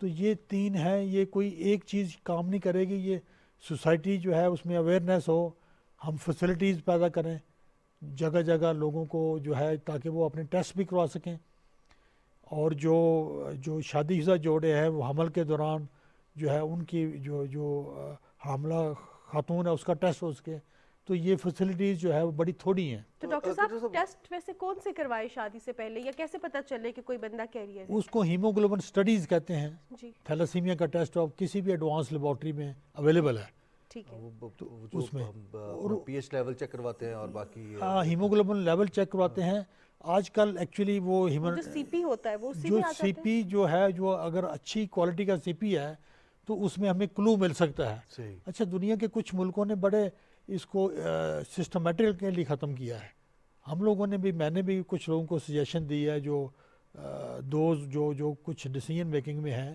کہ اگر ہم مدر اور چائلڈ ہیلتھ کے ساتھ اس کو لنک کر لیں تو وہاں جو حاملہ خواتین آتی ہیں شروع میں، ان کا سی بی سی جو ہے اس سے ہمیں آئیڈیا ہو سکتا ہے کہ ان کو تھیلاسیمیا مائنر ہے، اس کا پھر ہیموگلوبن سٹڈیز کر لیا جائے، اگر وہ مائنر ہے تو جو ان کا ہسبینڈ ہے اس کو بلا کے اس کا بھی ٹیسٹ کر لیا جائے، دونوں مائنر ہے تو ان کا پھر وہ جو بچے ہونے والے بچے کا ٹیسٹ کر لیا جائے۔ اس طریقے سے کافی سارے، اٹلی میں ختم ہو گیا ہے، سائپرس میں ختم ہو گیا ہے۔ ڈاکٹر صاحب کیا یہ دونوں اگر کیریئر ہیں، فادر بھی اور مدر بھی، تو ایک بچے میں چانس ہوتا ہے تھیلیسیمیا کا یا سب بچوں میں چانس ہوتا ہے تھیلیسیمیا ہونے کا؟ 25% چانس ہے کہ جو وہ ان میں تھیلیسیمیا ہوگا، اچھا، اور 25% چانس ہے وہ نارمل ہوں گے، اور 50% چانس ہے وہ کیریئر ہوں گے، بچے کیریئر ہوں گے۔ لیکن چانس ہے، وہ چانس میں یہ بھی ہو سکتا ہے کہ 4 بچے ہوں، چاروں تھیلیسیمیا ہوں اور چاروں نارمل بھی ہو سکتے ہیں۔ تو اتنا بڑا رسک ہے، اب 4 زندگیاں یا پھر جتنی بھی زندگیاں ہیں وہ متاثر ہو سکتی ہے، اور ایک ایسی بیماری جو کہ ساری زندگی، اس کا علاج مہنگا بھی ہے، اور جیسے ڈاکٹر نے بتایا پریونٹیبل ہے، قابل علاج بھی ہے، لیکن وہ علاج مہنگا ہے۔ اب ہم ڈاکٹر صاحب آپ سے یہ بھی جاننا چاہوں گی، جہاں ہم علاج کے حوالے سے بات کریں، اب کس سٹیج پہ جا کے بون میرو ٹرانسپلانٹ ہو جاتا ہے؟ کیا کتنی پرانا مرض ہو یا شروع کی ایج میں ہو جائے تو زیادہ بہتر ہے، یا اگر تھوڑی ایج بڑی ہوگی ہے، کیونکہ لوگوں کی استطاعت نہیں ہوتی with the passage of time, اگر پیسے جمع ہو گئے لیکن ایج کراس کر گئی ہے 20s، کامیاب ہوتے ہیں؟ ہوتا یہ ہے کہ جب ہم اس میں بار بار خون لگاتے ہیں تو کچھ خون اگر وہ پراپرلی اس کی اسکریننگ نہیں ہوئی ہے تو خون کے ذریعے کچھ بیماریاں جیسے ہیپیٹائٹس سی کسی کو ہو سکتا ہے، اور بیماریاں بھی ہیں، تو اس سے جگر ڈیمیج ہو سکتا ہے۔ اس کے علاوہ جب باڈی میں آئرن جمع ہو جائے تو وہ جگر کو اور ہارٹ کو ڈیمیج کر دیتا ہے۔ تو اگر کیونکہ یہ مشکل علاج ہے اور ڈیفیکلٹ بھی ہے اور خطرناک بھی ہے، تو اگر جگر صحیح حالت میں نہیں ہے اور دل بھی صحیح حالت میں نہیں ہے تو یہ علاج جو ہے یہ خطرناک ہوتا ہے، اس کا رزلٹ اتنا اچھا نہیں آتا ہے۔ تو اگر تو بچہ جو ہے اچھی طرح مینیجڈ ہے، اس کا آئرن کنٹرولڈ ہے، اس کو ریگولر بلڈ لگتا ہے، تو 12 13 14 سال کی عمر میں ہو جاتا ہے ٹرانسپلانٹ۔ لیکن اگر وہ اچھی طرح مینجمنٹ نہیں ہوئی ہے تو پھر ارلی 2-3 سال کی عمر میں ہو جائے تو زیادہ بہتر ہے۔ تو ڈاکٹر صاحب جیسا کہ مہنگا علاج ہے، اور ہمارے ہاں کزن میرج کی وجہ سے خاندانی اور موروثی بیماری زیادہ بڑھ جاتی ہے، اب اس میں خرچہ کتنا آئے گا؟ اور دوسرا ہمارے ناظرین کو بتائیے گا کہ آپ نے اس کا آغاز کیا بون میرو ٹرانسپلانٹ کا، یہ کمپلیکس پروسیس ہے، لیکن ابھی تک کامیابی سے سرجریز یا آپریشنز کیے جا چکے ہیں؟ کتنے آپریشنز کر لیے ہیں؟ دیکھیے یہ ہے تو کافی مہنگا علاج، لیکن کچھ ایسی فیسلٹیز پاکستان میں فارچونیٹلی ہیں جو سستا علاج بھی کر رہی ہیں، کچھ جگہ پہ ایون فری بھی آفر کیا جا سکتا ہے۔ یہ پاکستان تھیلیسیمیا ویلفیئر سوسائٹی کا ادھر راولپنڈی میں ایک سینٹر ہے، تو یہ کوئی 2 سال پہلے یہاں انہوں نے بون میرو ٹرانسپلانٹ اور خون کی باقی بیماریاں دیگر جو ہے بلڈ کینسرز وغیرہ اس کے علاج کا بھی مرکز بنایا ہے۔ تو اس میں پاکستان بیت المال جو ہے وہ کافی ہیلپ کر رہا ہے غریب لوگوں کی، اور کچھ جو مخیر حضرات ہیں وہ بھی پارٹیسپیٹ کرتے ہیں، تو یہاں کافی سستا علاج ہو رہا ہے۔ تقریباً ہم 15 سے 20 لاکھ میں بون میرو ٹرانسپلانٹ آفر کر رہے ہیں۔ یہ تو خوشی کے عالمی دن پر آپ نے بڑی خوشخبری سنائی ہے، خاص طور ان لوگوں کے لیے جن کو لگتا ہے کہ تھیلیسیمیا کا علاج نہیں ہے یا یہ بہت مہنگا علاج ہے۔ صحیح ڈاکٹر صاحب، ایک اور چیز بھی آپ سے جاننا چاہوں گی، سب سے بڑا ایشو تب ہوتا ہے ماں باپ کو جب ان کو یہ پتہ چلتا ہے کہ بچہ تھیلیسیمیا کا شکار ہے۔ انیشیلی یا تو وہ ان کو پتہ نہیں ہوتا کس ڈاکٹر کے پاس جانا ہے, پہلا ایکسپیرینس ہوتا ہے, کچھ غلطیاں بھی کر رہے ہوتے ہیں, انٹرنیٹ سے گوگل سے دیکھ رہے ہیں, لوگوں سے پوچھ رہے ہیں. جب پتہ چل جائے کہ بچہ تھیلیسیمیا کا شکار ہے, سب سے پہلے تو مائنڈ میک اپ کرنا ہے. اس کے بعد کیا ایسی چیزیں ہیں کہ اس ڈاکٹر کے پاس جانا چاہیے, پھر خاص طور پہ کوئی ایسی آرگنائزیشن کے ساتھ آپ کو روٹین میں کیونکہ بلڈ چاہیے ہوتا ہے, تو کیا کیسے ایسی آرگنائزیشن کے ساتھ کوئی رجسٹر ہونا ہوتا ہے یا کیا کرنا ہوتا ہے؟ جی دیکھیں, اس کی پہلا مرحلہ تو تشخیص ہے, صحیح تشخیص. تو عام طور پہ بچے جو ہے وہ چائلڈ اسپیشلسٹ کے پاس جاتے ہیں اور وہ پھر آگے ان کو ہیماٹالوجسٹ کو ریفر کر دیتے ہیں, جو کہ خون کی بیماریوں کے جو اسپیشلسٹ ہوتے ہیں. وہ ڈائگنوسس کرنے کے بعد ان کو گائیڈ کر دیتے ہیں. اس میں کافی ساری سوسائٹیز بنی ہوئی ہیں, تھیلیسیمیا ویلفیئر سوسائٹی ہے, فاطمیز سینٹر ہے, اور بہت سارے سینٹرز ہیں, جو کہ وہاں بچے وہاں رجسٹر ہو جاتے ہیں اور وہاں ان کو ریگولر خون ملتا ہے. اب خون جو ہے وہ بھی ایک بڑا مسئلہ ہے. ہمارے لوگ جو ہے وہ بہت زیادہ خون جو ہے وہ دیتے نہیں ہیں. ہم موٹیویٹ کرتے ہیں, جگہ جگہ جا کے کیمپ لگاتے ہیں. ہمارے نوجوان جو ہے بہت بڑا سرمایہ ہے. ہم یونیورسٹیز میں, کالجز میں جاتے ہیں اور بڑے فورتھ کمنگ ہیں جو ہمارے ینگ لوگ ہیں, وہ آ کے بلڈ دے رہے ہوتے ہیں. تو ان کو ریگولر خون لگتا ہے. اور اس کے ساتھ ساتھ ابھی ہم نے یہ شروع کیا ہے کہ خون کے ساتھ ہی ہم دوائیاں دیتے ہیں جس سے اس کا باڈی میں آئرن جو ہے وہ کنٹرول رہے. وہ بھی اتنا ہی ضروری ہے جتنا خون لگنا ضروری ہے. اگر زیادہ خون لگاتے رہیں اور آئرن نہیں نکالیں گے تو 15 سے 20 سال کی عمر میں بیچارہ جو ہے اس کی ڈیتھ ہو جائے گی, تو خاص فائدہ نہیں ہوگا. تو یہ بہت بڑی مزری ہے جو ہے پیرنٹس کے لیے بھی اور ظاہر بچے کے لیے بھی. لیکن یہ بچے ادروائز بڑے انٹیلیجنٹ ہوتے ہیں اور نارمل ہوتے ہیں. اگر ان کو صحیح مینیج کیا جائے تو یہ نارمل زندگی گزار سکتے ہیں. بالکل صحیح. اور فیوچر میں ان کی شادی کے لیے جو امکانات ہیں, بہتر زندگی, صحت مند زندگی اور آنے والی نسل صحت مند نسل ممکن ہے؟ جی بالکل ممکن ہے. اس میں صرف احتیاط جو میں نے بتائی ہے کہ ہم ان کی شادی جو ہے وہ ایسی جگہ پہ کریں جو کیریئر نہ ہو, نارمل ہو, تو اس میں چانسز ہوں گے کہ آگے بچہ جو ہے وہ نارمل ہوگا. صحیح ہو گیا. ڈاکٹر صاحب ایٹ دا اینڈ کوئی پیغام دینا چاہیں گے چھوٹا سا ان والدین کے لیے جن کے بچے تھیلیسیمیا کا شکار ہیں یا جن کی شادیاں ہونے والی ہیں, اور خاص طور پہ اس چیز پہ بڑے پریشان رہتے ہیں لوگ, کیونکہ ہمارے ہاں عموماً ٹیسٹ نہیں کروائے جاتے, اس چیز کو بہت زیادہ نیگیٹو سمجھا جاتا ہے, تو کوئی پیغام دینا چاہیں گے؟ دیکھیے, ایک تو اس کو اسٹگما نہیں سمجھنا چاہیے کہ جیسے کسی کی بچی جو ہے اس کا اگر تھیلیسیمیا ٹریٹ ہے تو یہ کوئی ایسی بیماری نہیں ہے. جو تھیلیسیمیا کیریئر ہے وہ نارمل زندگی گزارتے ہیں, نارمل ہوتے ہیں.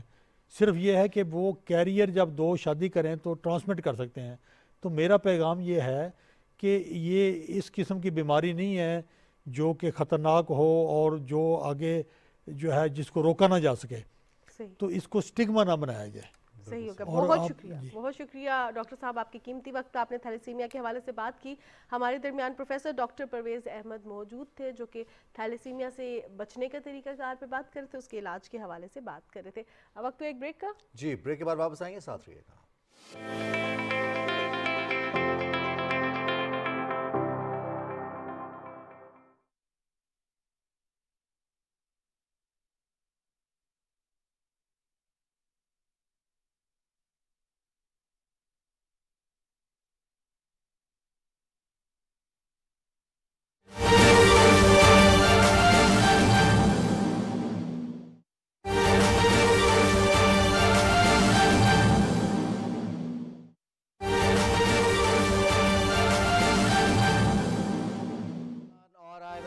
معاہدہ طے پا گیا ہے. پاکستان اور بین الاقوامی مالیاتی فنڈ کے درمیان اقتصادی جائزہ مذاکرات کامیاب ہو گئے. اعلامیہ جاری کیا گیا ہے. اس اعلامیہ کے مطابق سٹاف لیول معاہدہ طے پانے کے بعد پاکستان کو IMF ایگزیکٹو بورڈ کی منظوری سے آئندہ ماہ $1.1 ارب کی قسط ملے گی. آخری قسط ملتے ہی $3 ارب کا سٹینڈ بائی ارینجمنٹ ختم ہو جائے گا. پاکستان نے ادارہ جاتی اصلاحات مکمل کی ہیں. قرض پروگرام کے لیے بھی باقاعدہ مذاکرات آئندہ ماہ شروع ہوں گے. FBR نے خصوصی ریونیو پلان بھی تیار کیا ہے. اس معاہدے کے تحت پاکستان کو $1 ارب 10 کروڑ ملیں گے اور یہ آخری قسط ہوگی, جس کے بعد 3 اقساط کی مدت کا سٹینڈ بائی ارینجمنٹ مکمل ہو جائے گا. IMF ایگزیکٹو بورڈ اپریل میں سٹاف لیول معاہدے کی حتمی منظوری دے گا. پاکستان اور عالمی مالیاتی فنڈ کے درمیان اقتصادی جائزہ مذاکرات کامیاب ہو گئے ہیں۔ IMF کے ساتھ سٹاف لیول معاہدہ طے پا گیا ہے۔ اعلامیہ جاری کیا گیا ہے جس کے مطابق سٹاف لیول معاہدہ طے پانے کے بعد پاکستان کو IMF ایگزیکٹو بورڈ کی منظوری سے آئندہ ماہ $1.1 ارب کی قسط ملے گی۔ آخری قسط ملتے ہی $3 ارب کا سٹینڈ بائی ارینجمنٹ ختم ہو جائے گا۔ قرض پروگرام کے لیے بھی باقاعدہ مذاکرات آئندہ ماہ شروع ہوں گے۔ FBR نے نئے قرض پروگرام کے حصول کے لیے ریونیو پلان تیار کیا ہے۔ جون میں نئے بجٹ کے ساتھ اہم ترین ٹیکس اقدامات کرنے کی تیاریاں شروع کر دی گئی ہیں۔ فائنانس بل کے ذریعے 9 لاکھ دکانداروں کو فکس ٹیکس میں لانے کی منصوبہ بندی بھی کی گئی ہے۔ پہلے مرحلے میں اسلام آباد اور چاروں صوبائی دارالحکومت کے دکانداروں کو اسکیم دی جائے گی۔ بے نظیر انکم سپورٹ پروگرام کے اخراجات کا بھی نیا طریقہ کار بنایا گیا ہے۔ IMF ایگزیکٹو بورڈ کی منظوری کے ساتھ ہی پاکستان کو $1 ارب 10 کروڑ کی قسط ملے گی۔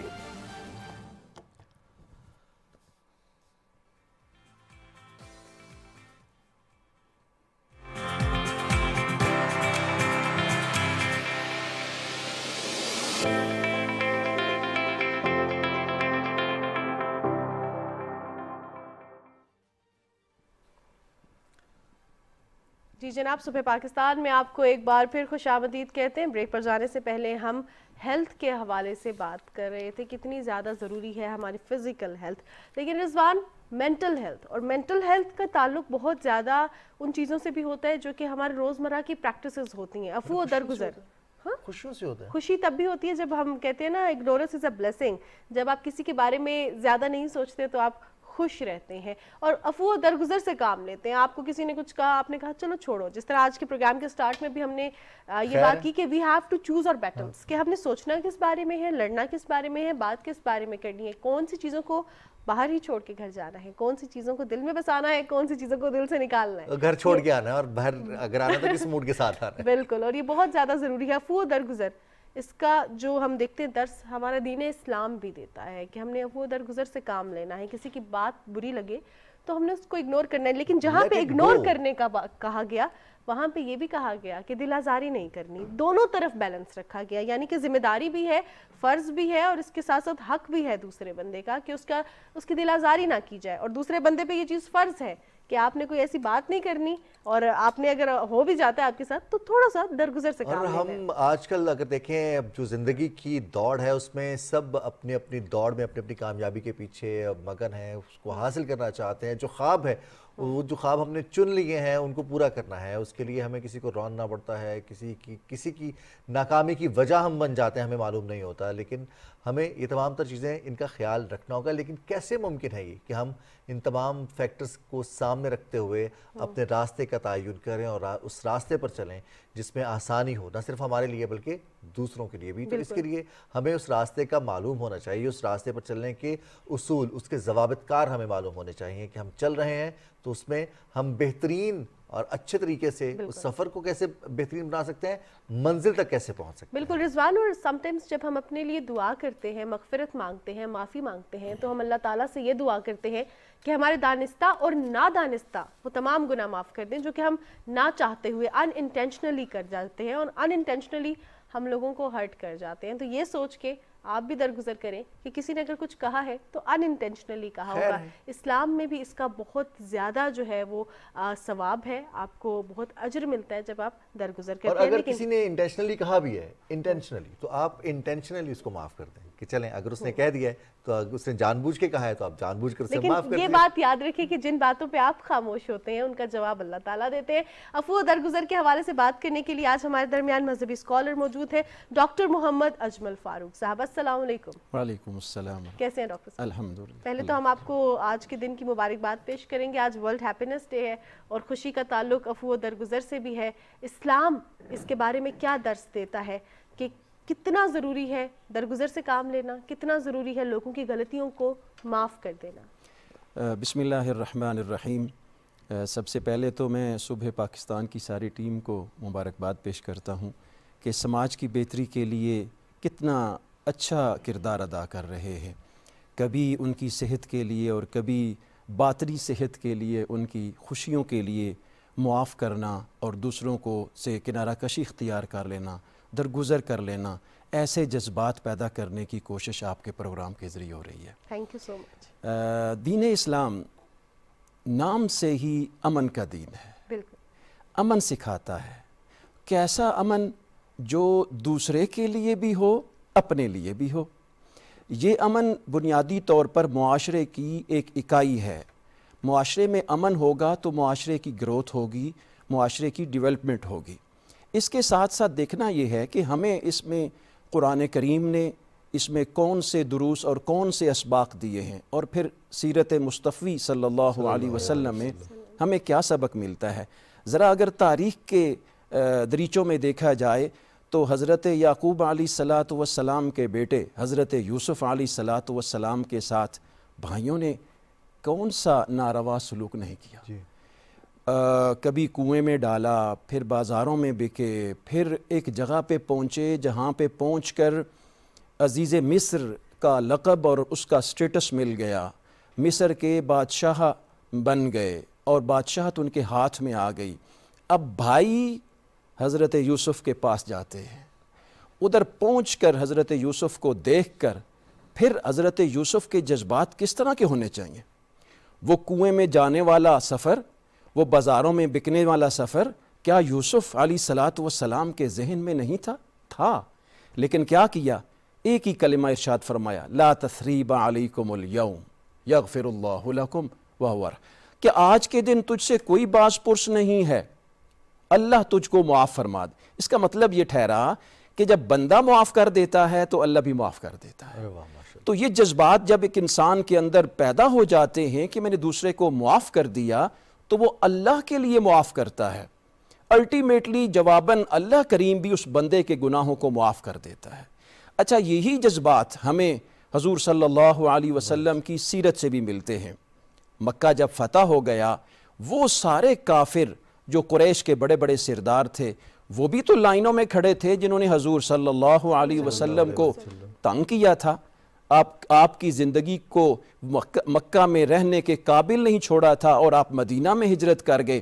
لیکن جب مکہ فتح ہو گیا تو کریم رسول صلی اللہ علیہ وسلم نے ان سب سے پوچھا، تم کس طرح کے جذبات کی توقع کرتے ہو، کس طرح کی تم برتاؤ کے توقع کرتے ہو مجھ سے؟ تو بڑا ہی زبردست جواب دیا انہوں نے کہ ایک اچھے بھائی سے اچھائی کی توقع کرتے ہیں.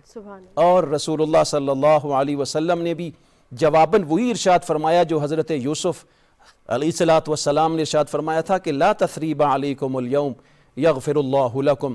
اور اس دن حضور صلی اللہ علیہ وسلم نے بھی مکہ کے ان بڑے بڑے سارے سرداروں یا ان بڑے سرداروں کی اولادوں کو معاف کر دیا جن کے باپوں نے، جن کے آبا نے حضور صلی اللہ علیہ وسلم کو تکلیف دی تھی.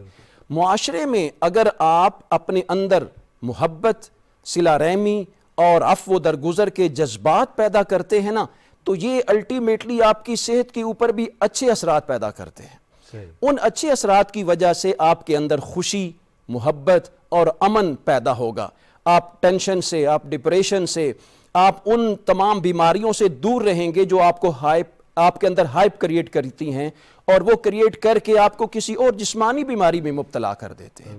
یہ صرف اس وقت ہوتا ہے جب آپ دوسرے کے لیے چلیں کوئی بات نہیں جانے دیں. اچھا، اس کے اندر جب ان الفاظ کو کہا جاتا ہے یا ذہن میں اتارا جاتا ہے، دل میں اتارا جاتا ہے نا تو جسم سے خوشبو نکلتی ہے جو معاشرے میں پھیلتی ہے. اور جس نے وہ کلمات اس کے بارے میں غلط کہے ہوتے ہیں یا کچھ بات کی ہوتی ہے یا کوئی عمل پریکٹس غلط کیا ہوتا ہے، وہ پریکٹس کرنے والا یا وہ بات کرنے والے شخص کی نظریں جھک جاتی ہیں اور وہ ہمیشہ کے لیے اس کا دوست بن جاتا ہے. صحیح. ڈاکٹر محمد اجمل فاروق صاحب، آپ نے فتح مکہ کا ذکر کیا. طائف کا واقعہ ہے جس میں عفو درگزر کے حوالے سے بڑی واضح نبی کریم صلی اللہ علیہ وسلم کی زندگی سے ہمیں یہ مثال ملتی ہے کس طرح سے کہ وہ رحمت بن کر آئے ہیں. تو وہ صرف انسانوں کے لیے نہیں، تمام عالمین کے لیے رحمت ہے. جو آپ نے بات کی ہے کہ ہمیں اللہ کے لیے معاف کرنا ہے، ہمیں اللہ کے لیے درگزر کرنا ہے. جی. اور درگزر صرف درگزر نہیں کرنا بلکہ اس کو اچھے تعلق میں بھی کنورٹ کرنا ہے. جی. یہ ہم کیسے رمضان المبارک کی موجودگی میں استفادہ کر سکتے ہیں کہ ہم اپنے اندر یہ چیز لے آئیں کہ ہم اللہ کے لیے کر رہے ہیں جو بھی کر رہے ہیں؟ دیکھیں جی، اچھا مومن، اچھا مسلمان وہ ہوتا ہے جو اپنے لیے فائدے کی چیز حاصل کر لے، اپنے لیے مناسب چیز لے لے۔ فائدے بہت سارے مل جاتے ہیں، لیکن فائدہ چیز وہ لینی چاہیے جس سے اپنے آپ کو بھی فائدہ ملے اور دوسروں کو بھی فائدہ ملے۔ اگر عفو درگزر کے فوائد کے اوپر دیکھا جائے تو بڑے بڑے فوائد عفو درگزر میں پائے جاتے ہیں۔ اگر رمضان کی پرسکون اور باسعادت لمحات میں ان فوائد کو سامنے رکھ کے ہم یہ رویہ اختیار کر لیں کہ ہم نے دوسروں کو معاف کرنا ہے، دوسروں کو درگزر والے معاملے میں اعراض کرنے کی طرف لانا ہے، تو اس سے بہت سارے فوائد اپنے کو بھی ملتے ہیں، دوسرے کے بھی ملتے ہیں، اور معاشرہ بھی ان فوائد سے مستفید ہوتا ہے۔ پہلا فائدہ اس کے لیے یہ ہے کہ اللہ رب العزت کی محبت بندے کو مل جاتی ہے۔ جو دوسروں کو معاف کرتا ہے نا، وہ کیا قرآن کریم کی آیت مبارکہ ہے، وَالْكَاظِمِينَ الْغَيْظَ وَالْعَافِينَ عَنِ النَّاسِ وَاللَّهُ يُحِبُّ الْمُحْسِنِينَ۔ وَالْكَاظِمِينَ الْغَيْظَ، غصے کو برداشت کرنے والے، وَالْكَاظِمِينَ الْغَيْظَ وَالْعَافِينَ عَنِ النَّاسِ، لوگوں سے درگزر کرنے والے، لوگوں کو معاف کرنے والے، وَاللَّهُ يُحِبُّ الْمُحْسِنِينَ، ان سے اللہ محبت کرتا ہے۔ ہم احسان کو بعض اوقات کسی کو کوئی چیز دینے کے اوپر چھوڑ کر بس کر دیتے ہیں۔ ذرا ڈیپلی دیکھیں نا، احسان کا مطلب کیا ہے؟ یہ حسن سے ہے، خوبصورتی سے ہے، یہ حسنہ سے ہے، یہ اچھائی سے ہے۔ آپ کی ذات سے اگر کسی کو اچھائی ملے گی نا، کسی کو معافی مل جائے گی، تو اللہ اس کو اپنا بنا لے گا، اللہ اس سے محبت کرنا شروع کر دے گا۔ ایک فائدہ ہوا۔ دوسرے فائدے کی طرف چلتے ہیں کہ اللہ رب العزت جو بندہ دوسروں کو معاف کرتا ہے، اللہ اس کے گناہوں کو معاف کر دیتا ہے۔ یہ حقیقت ہے، یہ معاف کرنا بنیادی طور پہ اللہ رب العزت کی صفت ہے۔ بے شک بے شک۔ جب بندہ وہ آخری رمضان المبارک کے ایام چل رہے ہیں نا، تو آخری عشرہ جب آتا ہے نا، تو ایک خوبصورت دعا ہمارے کانوں سے ٹکراتی ہے، پڑھنے کو ملتی ہے، اور بار بار زبان پہ آتی ہے، اللہم انک عفو کریم تحب العفو فاعف عنی، کہ اللہ تو معاف کرنے والا ہے، تو کریم ہے، اے اللہ تو مجھے معاف فرما دے۔ تو جب وہ جذبات معافی کے دوسروں کے لیے نکلتے ہیں نا انسان کی ذات سے، اللہ رب العزت بھی بندے کو معاف کر دیتا ہے۔ اس سے آگے چلیے، اللہ رب العزت نے ارشاد فرمایا وَلْيَعْفُوا وَلْيَصْفَحُوا أَلَا تُحِبُّونَ أَن يَغْفِرَ اللَّهُ لَكُمْ وَاللَّهُ غَفُورٌ رَحِيمٌ، چاہیے کہ تم معاف کر دو، درگزر کرو، کیا تم پسند نہیں کرتے کہ اللہ تم سے محبت کر لے؟ اللہ معاف کرنے والا ہے، اللہ رحم کرنے والا ہے۔ تیسرا فائدہ عفو درگزر کا کیا ہے کہ اللہ کی رحمت بندے کے اوپر چھم چھم برستی ہے۔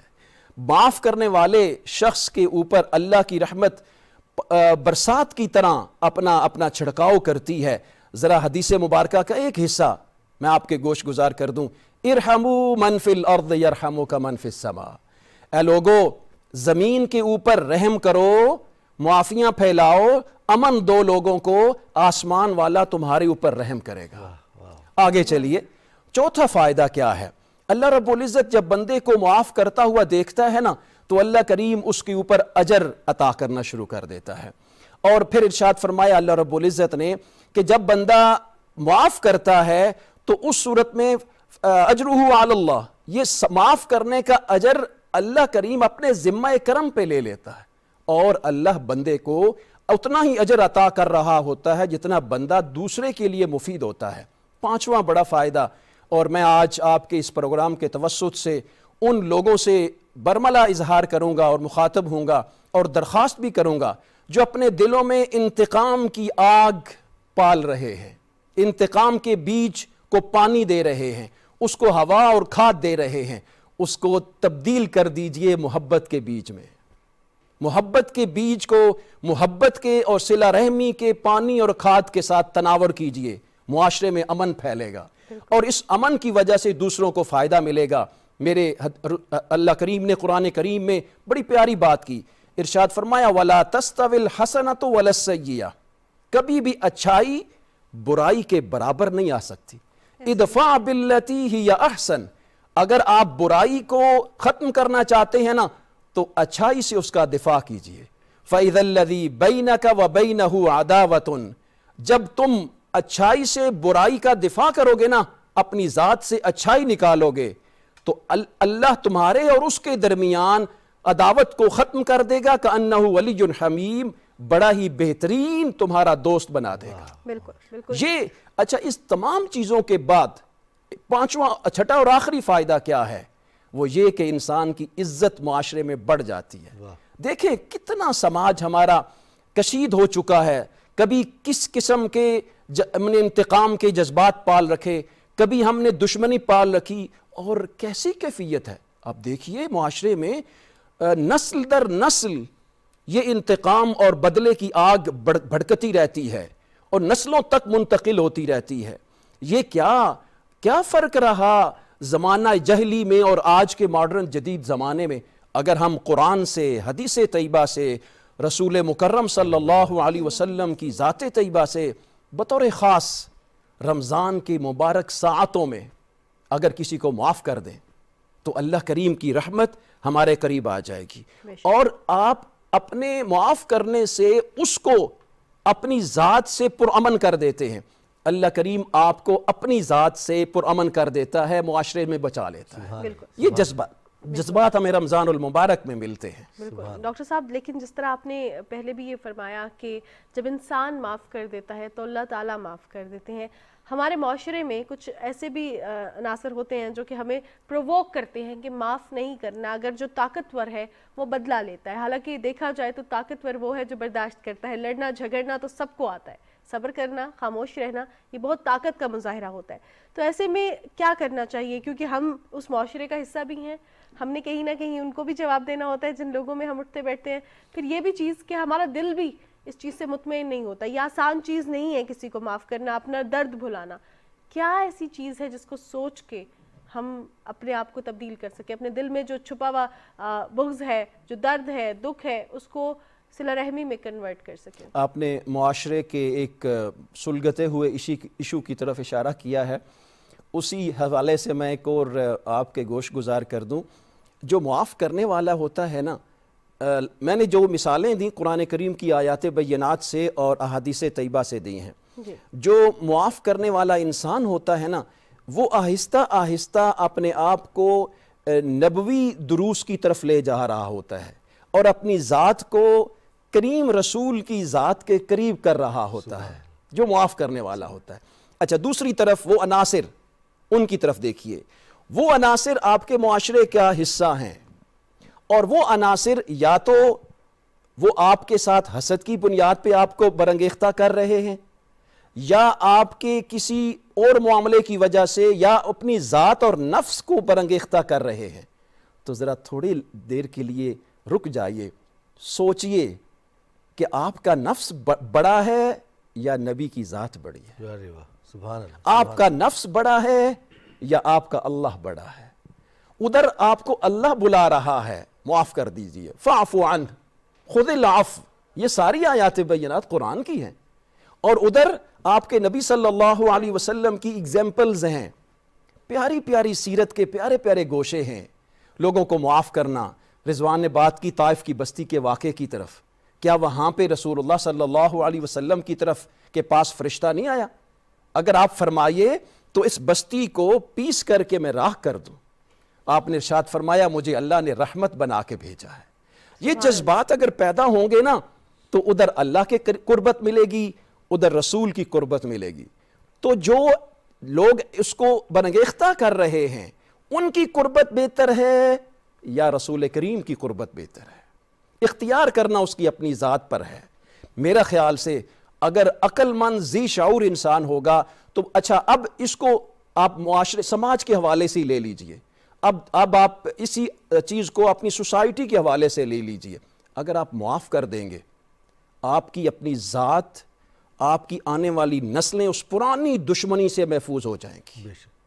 اگر آپ معاف نہیں کریں گے، اگر آپ انتقام لیں گے، اگر آپ بدلہ لیں گے، تو ادھر سے پھر بدلے کے جذبات ابھریں گے۔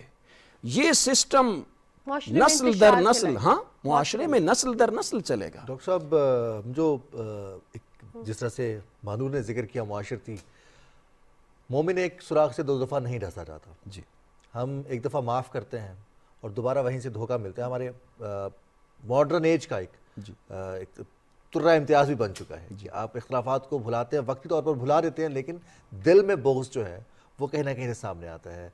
अब बताइए किस तरह से हम इस चीज़ पर महफूज रह सकते हैं, माफ़ करने के साथ साथ बच भी सकते हैं?